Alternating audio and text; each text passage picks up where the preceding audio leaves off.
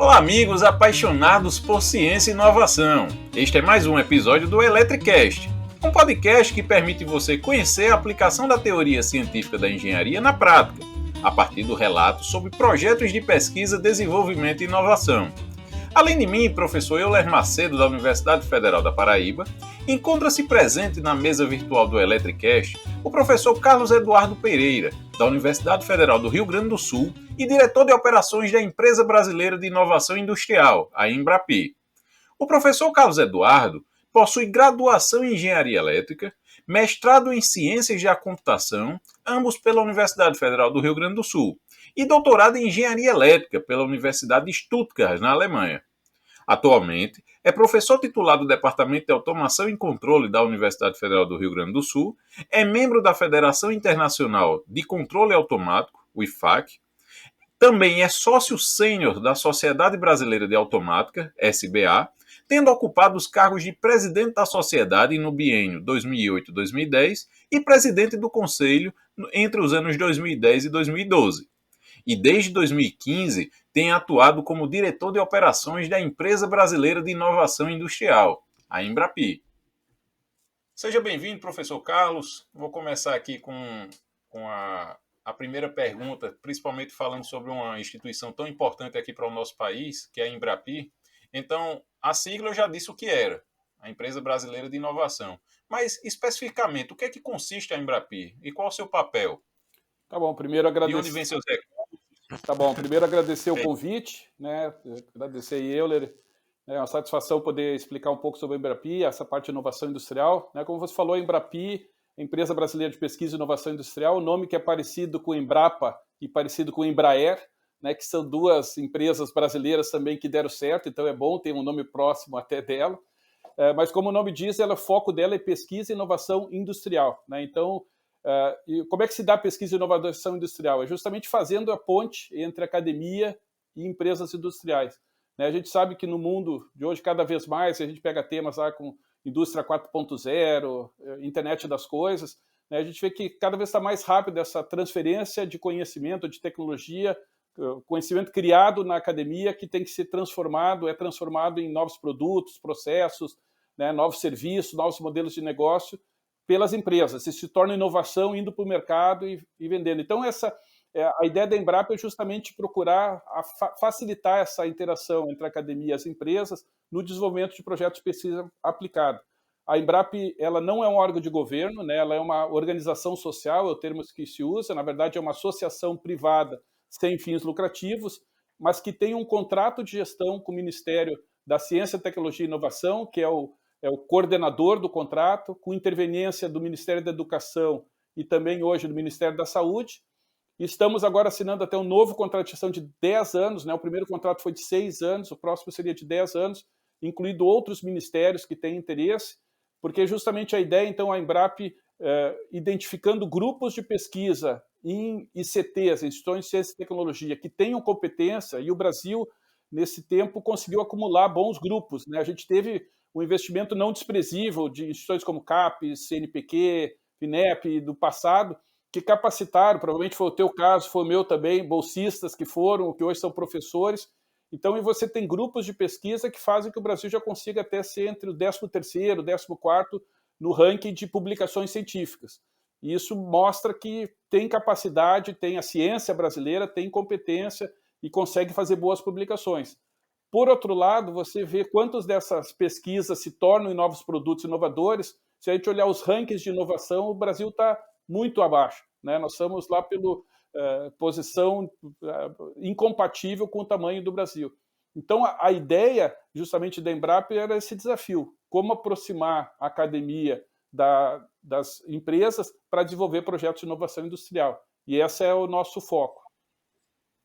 Com certeza, então, o lema de ciência na prática é o que, vamos dizer, o que define a Embrapi, né? Não adianta só ter um paper ou só uma pesquisa interessante que aquele paper não, vamos dizer, se transforme em produto e impacte a sociedade de forma positiva, né? Exatamente, esse é o grande desafio e a lógica da Embrapi é a seguinte, né? Quais são as empresas mais inovadoras? E se a gente olhar no mundo todo, as empresas que mais inovam são aquelas que mais investem justamente em pesquisa, desenvolvimento e inovação. né? Então, a lógica, o que é? Você tendo um centro de pesquisa que foque nas demandas das empresas, você consegue desenvolver produtos, então, mais aplicados, inovadores, né? E desenvolver conhecimentos buscando essa aplicação. Infelizmente, no Brasil, 90 e poucos por cento das empresas não têm centros de P&D. Se elas não têm centro de P&D, justamente elas não inovam tanto, porque não fazem pesquisas para inovar. Não tem o centro de P&D porque também é caro ter um centro de P&D, você ter todos os pesquisadores, a infraestrutura. Então, a Embrap buscou essa sacada, ou seja, o que ela faz? Ela procura, então, identificar ICTs que têm o viés de saber trabalhar com a empresa. Então, isso é feito em chamadas públicas que são abertas, né, para interessados, e essas são credenciadas como o que a gente chama de unidades Embrapi. Né? Essas unidades, então, estão credenciadas, elas assinam com a gente um plano de ação por 3 ou 6 anos, onde elas têm metas específicas de quantos projetos, quantas empresas e qual é a área de tecnológica, a área de inovação que ela vai trabalhar. E aí, para essas unidades, a Embrap tem, via o contrato de gestão com o Ministério, recursos não reembolsáveis que podem ser aportados no projeto. É um recurso que vai cofinanciar parte do projeto, né? Tipicamente a gente chega a 1/3 do projeto com recursos não reembolsáveis, até o valor de 1/3, com a exigência que as empresas industriais participem também do projeto, com um cofinanciamento de pelo menos 1/3. Ou seja, então, ao mesmo tempo que eu coloco recursos financeiros não reembolsáveis, recursos públicos, eu atraio o capital privado, e essa é uma outra diferença que tem do Brasil comparado com os países mais desenvolvidos. Né? Se você olhar fora do Brasil, Estados Unidos, Alemanha, né, os tigres asiáticos, grande parte ou 60% a 70% do investimento em inovação vem das indústrias e 30% a 40% vem do público. No Brasil é o contrário, normalmente. Então, a Embrap busca equalizar isso, ou seja, não é só com recurso público que você vai fazer inovação, mas também precisa ter o recurso público alavancando recursos privados. Esse é o grande objetivo. Esse que você citou, era até um comentário que eu ia fazer, justamente esse modelo vem funcionando muito bem em outros países. Eu cito, por exemplo, o Instituto Fraunhofer na Alemanha, que faz essa interface justamente entre os centros de pesquisa e as empresas, e por isso que até a indústria hoje alemã é referência, vamos dizer, claro, não é só esse tópico, mas existe um grande incentivo desse modelo para que a coisa funcione de forma adequada e eles sejam tão competitivos industrialmente, né? Isso, a gente sempre brinca, a Embrap não é uma jabuticaba, né? Não é uma criação brasileira. A gente se inspirou muito no modelo alemão, né? Como eu falasse, no modelo da associação dos institutos Fraunhofer, mas se você pegar, e a gente hoje tem, além do Fraunhofer, tem parcerias, por exemplo, com o RISE, que é o Research Institute of Sweden, da Suécia, então, que é uma espécie de um Fraunhofer, tem o Catapult no Reino Unido, que também são centros de pesquisa aplicada, o Carnot na França. Então, se você pega quase todos os países mais desenvolvidos, tem uma ou mais desses institutos que fazem essa ponte, e em grande parte desses países tem instituições como a Embrap, que é interessante, são instituições privadas, sem fins lucrativos, e que auxilia o governo nessa execução de projetos de pesquisa aplicada com inovação, em parceria da academia com as empresas industriais. Excelente, Carlos. E até hoje, vocês assim, quais seriam os principais resultados obtidos até então? A gente conseguiu, a Embrap está no 7º ano agora de operação, quer dizer, ela é uma instituição ainda jovem no Brasil, né? Se a gente comparar a CNPq, CAPES são 60 anos, por aí ela é jovem, mas nesse tempo a gente já conseguiu contratar mais de 1.200 projetos com empresas industriais. Se somar todos os valores desses projetos, é quase 1,8 bilhões, é 1,77 bilhões, onde 1/3 disso é recurso não reembolsáveis, então em torno de 500 milhões é recurso público. Por outro lado, as empresas estão aportando quase a metade do valor desse 1,8 bilhões, elas estão com 870 milhões aplicados pelas empresas. E a parte faltante é o que a gente chama da contrapartida econômica das unidades, que normalmente é hora de uso de máquina, uso de infraestrutura e hora de pesquisadores. Né? E desses projetos, de mais de 1.200, em torno de uns 650 já foram finalizados, já geraram mais de 450 pedidos de propriedade intelectual, grande parte desses pedidos das empresas ou compartilhados com as unidades e as empresas, e vários deles com produtos inovadores. Né? A Embrap, é importante dizer, ela não desenvolve o produto pronto, ela trabalha no que a gente chama do Vale da Morte da pesquisa aplicada, que usa o conceito de TRL, né, de maturidade tecnológica, Technology Readiness Level, e a Embrap foca do Technology Readiness Level 3, o TRL3, até o 6. O TRL3 é aquele TRL que começa logo depois da pesquisa básica, que já começa a pensar na aplicação, e vai até o TRL6, que é uma prova de conceito em ambiente relevante. Ou seja, então você faz uma prova de conceito, um protótipo, e mostra que ele funciona em condições muito próximas do campo onde ele vai fazer. Uma vez comprovado ali, transformar isso num produto é algo que a empresa tem condições de fazer e é uma coisa que normalmente ela sabe fazer. Então ela procura justamente casa isso, né? Ela auxilia as empresas, juntando a competência, a infraestrutura das unidades Embrapa, a resolver problemas que elas apresentam com soluções inovadoras que vão depois estar presentes em produtos, processos, em serviços inovadores. Você falou agora há pouco unidade. Eu sei que também eu sei que tem uma distinção entre unidade e polo, vamos dizer, dependendo do tipo da instituição. Mas hoje são quantos a unidade, vamos dizer, a Embrapi hoje já possui quantas unidades e polos aqui no A Brasil? gente hoje até já trabalha mais ou menos unificado, né? A gente prefere até porque dava muita confusão de chamar de unidade, polo. Eu já vou explicar qual é a diferença. A gente hoje tem 64 no geral unidades, né, que a gente chama. Então é o número que cresceu. Né? Eu entrei na Embrapa há 4 anos e meio atrás, nós tínhamos 13 unidades. Hoje já estamos com 64 e é uma perspectiva de até o final do ano ter mais de 80, né? Face algumas chamadas que a gente tem aberto. Os polos foi uma criação que foi feita à função de um pedido do Ministério da Educação, que é um dos intervenientes no nosso contrato de gestão, que foi até uma questão bem interessante. Né? Os institutos federais eles foram criados justamente para ser institutos tecnológicos aplicados, né, resolvendo problemas da indústria, ou seja, muito alinhados então com a ideia da Embrapa, e na época tinha uma certa dificuldade de justamente se aproximar das empresas, por quê? Porque acabou indo muito pelo viés acadêmico. Né? Muitas vezes ficava difícil você saber qual é a diferença do Instituto Federal e uma universidade, tanto que queriam criar, então, o próprio mestrado, doutorado em áreas não tecnológicas. Né? Então, a ideia ali foi, a pedido do Ministério, se criou o conceito dos polos Embrapa, que então são localizados em institutos federais de tecnologia, e esses institutos federais, que hoje começamos com 5, né, aumentamos depois para 9, hoje são 3, institutos que atuam, então, junto com as outras unidades. Então, hoje nós temos várias unidades em universidades federais, algumas universidades privadas, centros de pesquisa público, privados, né, os privados sem fim lucrativo. Então, tem hoje uma diversidade de instituições que atuam como unidades Embrapa. Excelente. E hoje, quais são as principais linhas de atuação que essas unidades elas desempenham? Elas têm várias. A gente procura hoje agregar assim, em 4, 5 grandes linhas, eu diria assim. Uma delas, a área de tecnologia da informação e comunicação, obviamente é uma área que é transversal, né, que atua em várias outras áreas, onde ali a gente destaca, por exemplo, a questão de inteligência artificial. Hoje a gente tem uma rede de inteligência artificial na Embrapa, que congrega quase 20 instituições diferentes da Embrapa atuam nessa área. É uma área que, dentro dessa área de TIC, também tem muito tema transformação digital, e aí está dentro da própria questão de indústria 4.0, conceitos da digitalização do processo produtivo, dos produtos, né, e dentro dessa linha. Uma outra área é a área de materiais, né, a gente coloca, e aí entra desde nanomateriais, materiais poliméricos, nanocompósitos, né, e vários tipos de materiais. A gente muitas vezes coloca química junto, onde a química até demandaria, até em função do déficit na balança comercial, uma oportunidade grande, mas não se tem tantas unidades nessa área. Temos várias unidades na área bio, né, muitas unidades com ideias como economia circular, área de mineração sustentável, né, justamente pensar em formas mais eficientes e ecologicamente mais corretas de você desenvolver produtos e processos.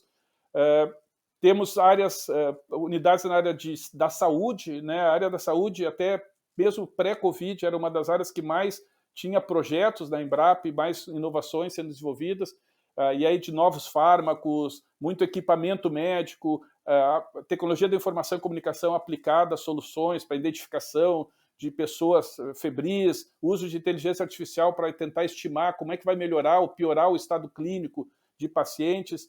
Então, são várias áreas, assim, mas essas, eu diria, são as principais que a gente tem hoje.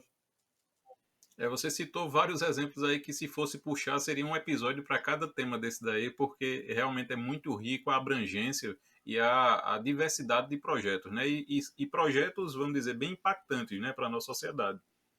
E, Carlos, como é que hoje seria, como é que seria feito ou possível viabilizar um projeto de inovação junto à Embrapi? Para a empresa é muito fácil, né? A unidade, justamente a Embrap, trabalha como uma rede, então, desses 64 institutos de pesquisa, essas ECTs, as chamadas unidades Embrap. Cada unidade Embrap tem um foco tecnológico específico, né? A gente caracteriza elas, uma unidade naquela área específica.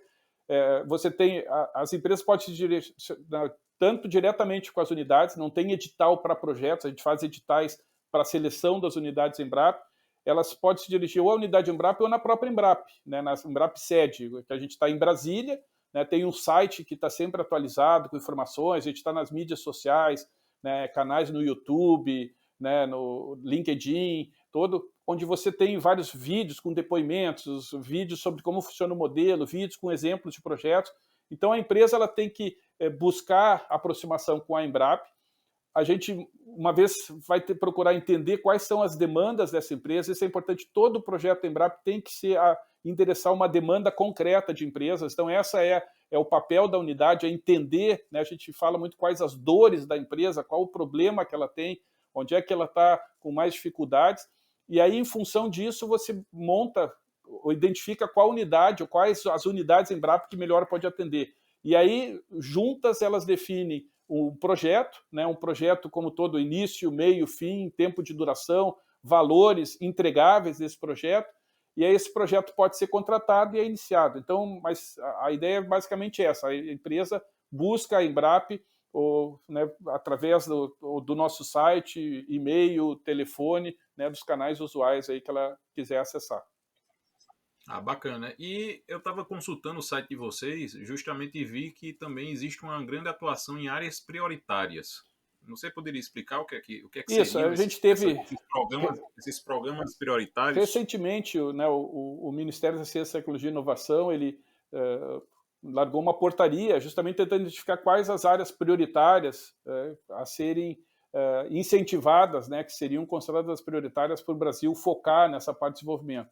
E aí entra muito essas linhas que eu falei recentemente, né? Justamente, então entra a área de tecnologia de informação e comunicação, né? Então tem várias áreas que são consideradas estratégicas porque elas são transversais e conseguem atender a várias áreas ao mesmo tempo.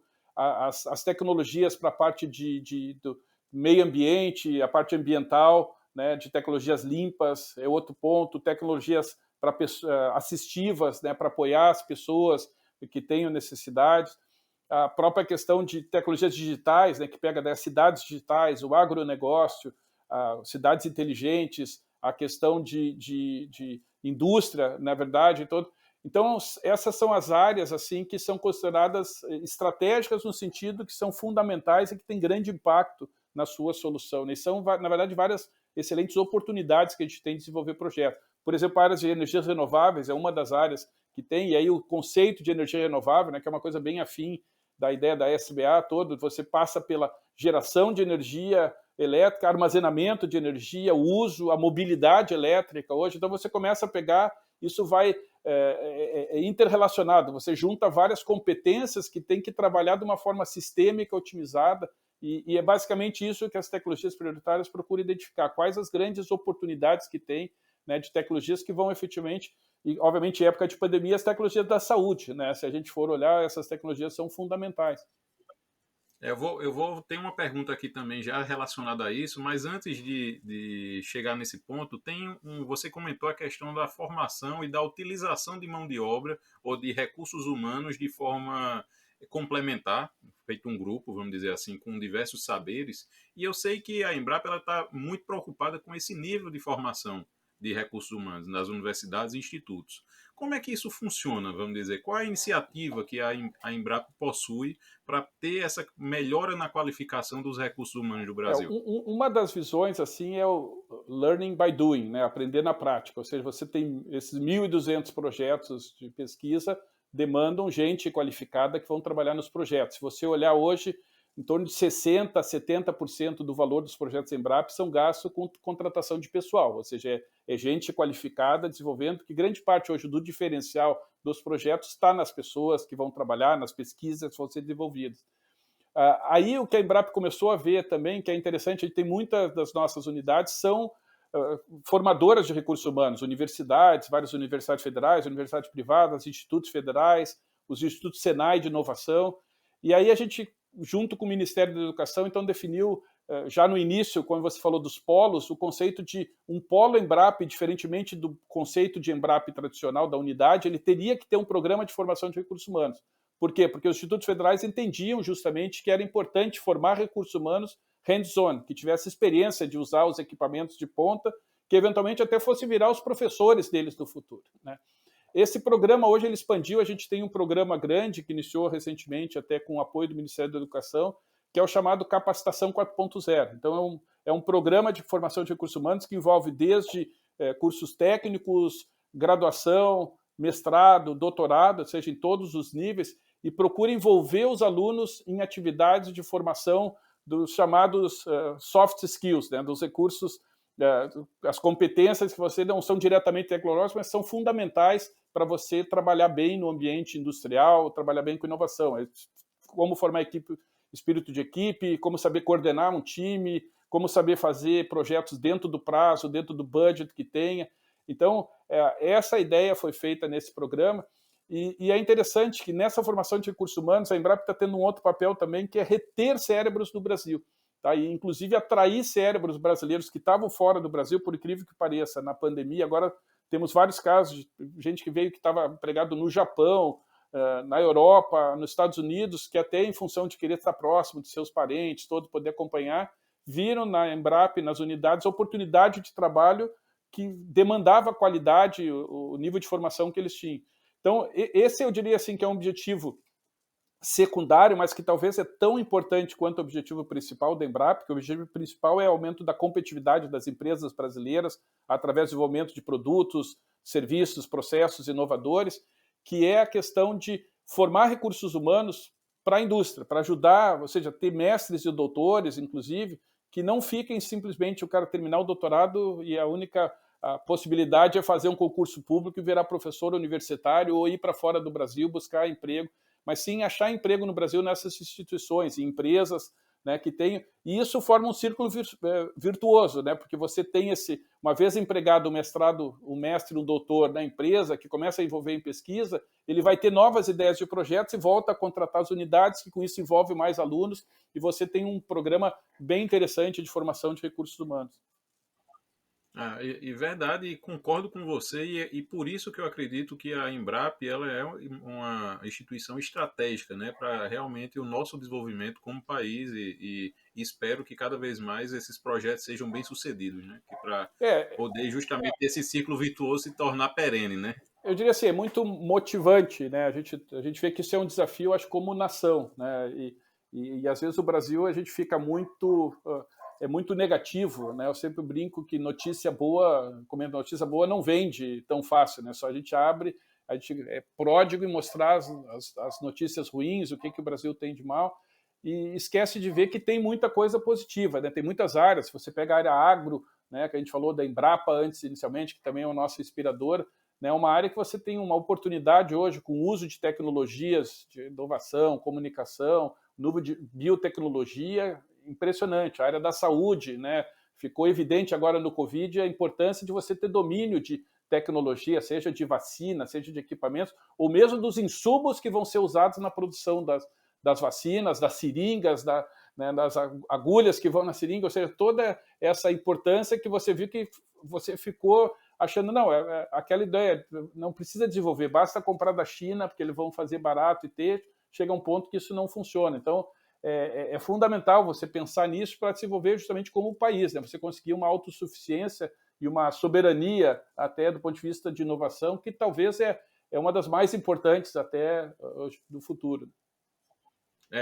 Até a pergunta que eu ia fazer, Carlos, até você já começou a responder já, porque era justamente nesse momento de pandemia que a gente está vivendo, a gente começou pelo menos uma boa parte da população despertou de que a inovação é um ponto-chave, né, para tanto a nossa sobrevivência, quanto também para o aumento da produtividade da indústria, né, no nosso caso. E você reforçou bem isso aí, eu acredito que esse é o o papel mesmo, e a Embrapa acaba sendo um catalisador para isso acontecer de forma mais E facilitada, uma né? outra questão, acho que ficou muito evidenciada, principalmente com a questão das vacinas, né? E a gente acompanha todo o desenvolvimento de entender o que é fase 1, fase 2, fase 3, é de mostrar que você não desenvolve a tecnologia de uma hora para outra, né? Você desenvolver em laboratório, talvez uma vacina de Covid, não é algo tão complexo. Obviamente tem uma complexidade, mas uma complexidade é depois como é que eu consigo produzir milhões de doses, né? E aí você tem um problema daquela vacina que só pode em temperaturas muito baixas, e daí você resolveu, de certa forma, o problema, mas que é um problema logístico que tem. Aí vem a outra farmacêutica que consegue ter uma solução que não precisa a temperatura de armazenamento. Então, a gente vê que essa engenharia, essa questão de soluções, ela está muito presa e que não saem assim, não é simplesmente você... É muito esforço, muito investimento, muita questão de desenvolvimento,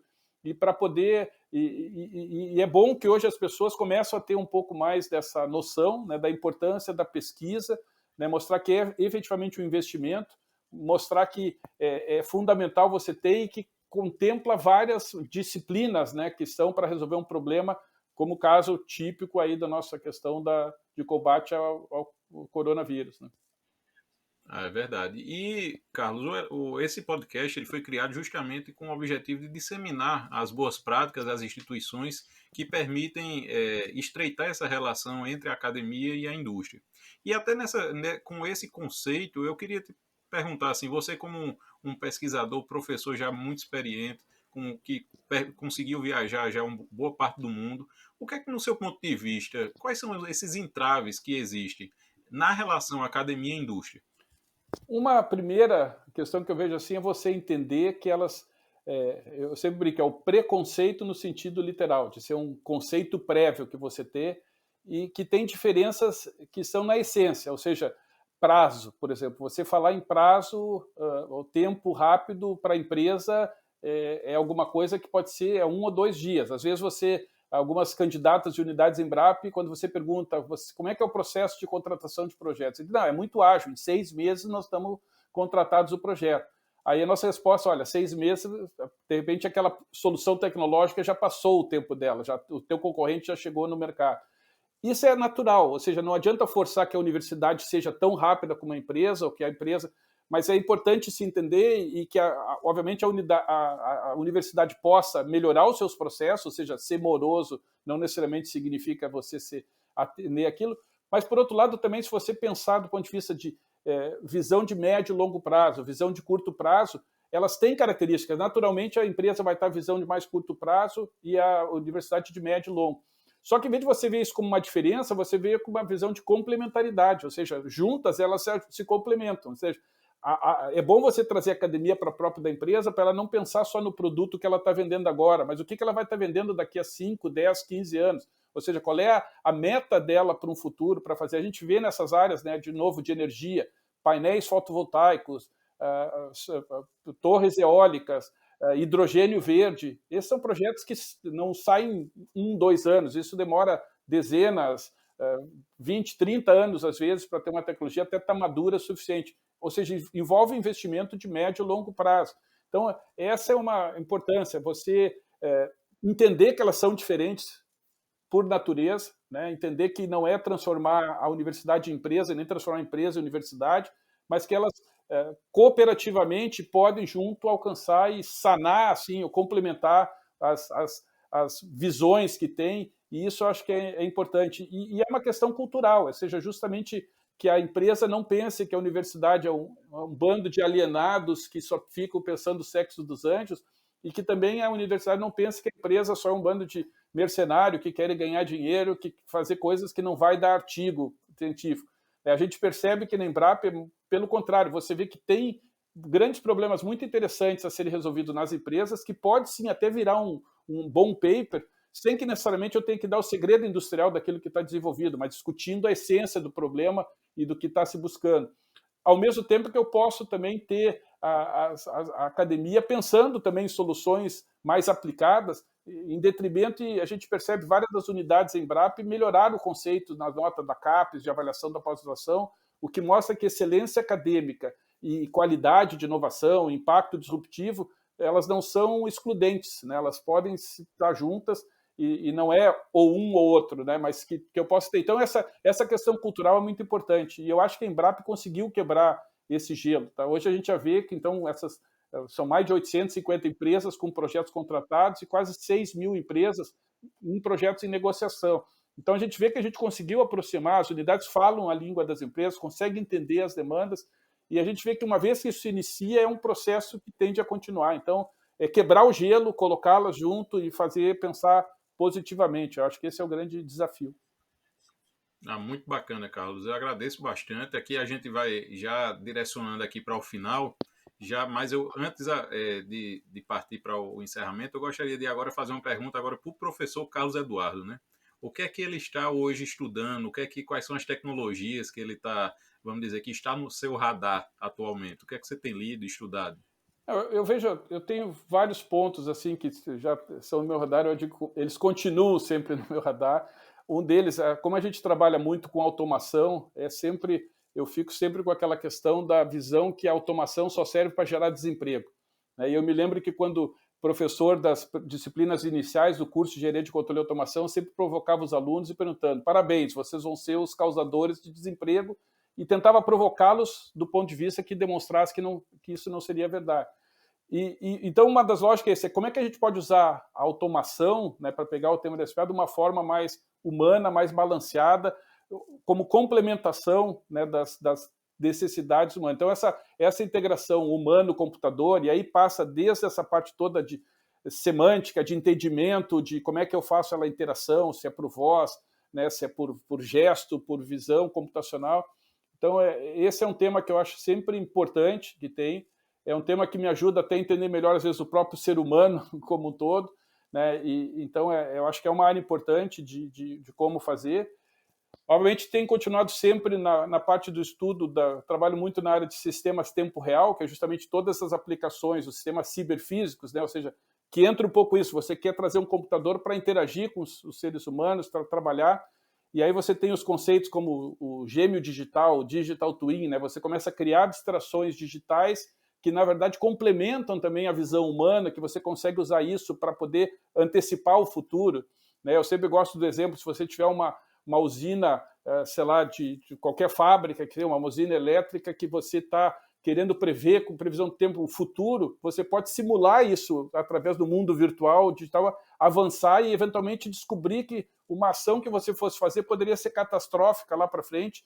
Imagino se isso tivesse sido feito, por exemplo, numa barragem de mineração, talvez os desastres que ocorreram não estariam, porque eu posso ter, se a gente for ver, a tecnologia já está muito disponível. Né? Então, e assim, coisas mais pontuais, eu diria assim, a questão da computação quântica e como é que isso pode efetivamente impactar. Eu acho que nós estamos ainda no digital, e o quântico ele abre perspectivas interessantes, né, do ponto de vista até de exploração de estados, de modelagem que tenha.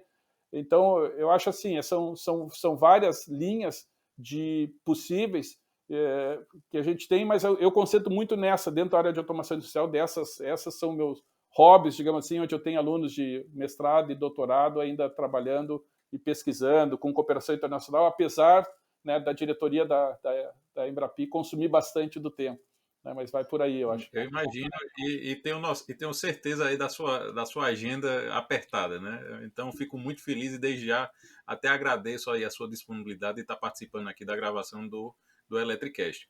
Então, professor Carlos, para esse episódio do Electricast, ele conta com o apoio da SBA, que é a Sociedade Brasileira de Automática.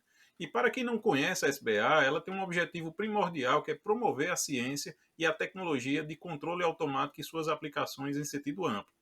Foi fundada em 1975 para atender a necessidade de intercâmbio entre os especialistas brasileiros, atuantes na área de automação e controle, e entre os seus pares internacionais, representado pela International Federation of Automatic Control, o IFAC. Então, quem quiser conhecer um pouquinho mais da SBA, visite o site www.sba.org.br e conheça um pouco mais sobre as áreas de atuação. Professor Carlos, muito obrigado pela sua participação. Fico muito feliz. Sei, como até citei agora há pouco, sei da sua agenda apertada e é uma honra ter a sua participação. E caso algum ouvinte ele deseje conversar e conhecer um pouco mais das suas áreas de atuação ou dos trabalhos que tem desenvolvido, como é que ele pode lhe contactar? Bom, Você tem alguma rede social? eu uso mais o LinkedIn, né, como rede social, então se me procurar no LinkedIn como Carlos Eduardo Pereira, Embrapi, URGS ou a própria IFAC, deve conseguir me encontrar. E aí lá dá para fazer o contato, daí a gente troca mais informações. O próprio site da Embrap também tem, e se procurar, nós estamos lá na uso do grupo de controle, automação e robótica, que é nosso grupo mais acadêmico de pesquisa também, e fico à disposição aí para conversar. E agradeço o convite novamente, parabenizo aí pela iniciativa, acho que é muito importante a gente poder, e espero que a gente consiga motivar. Eu sei que nessa audiência pode ter tanto de alunos como futuros alunos, né? Sem dúvida é uma área muito interessante, tem muita coisa ainda para fazer, para desenvolver, e sugiro aí que dê uma olhada. Eu acho que os exemplos que a Embrap tem de projetos também pode mostrar que não precisa sair do Brasil para você fazer satélite, para fazer sistemas médicos de alta complexidade, né? Então, e é importante estar ajudando aí nessa construção. Parabéns aí, obrigado. Eu que agradeço, professor Carlos. Muito obrigado aí pela sua disponibilidade. E você, meu caro ouvinte, espero que tenha gostado desse episódio. Não deixe de enviar seus comentários, feedbacks pelas nossas redes sociais, site, fanpage no Facebook, Instagram, tudo @Eletricast. Então me adicione lá também no LinkedIn, é só procurar Euler Macedo, ok?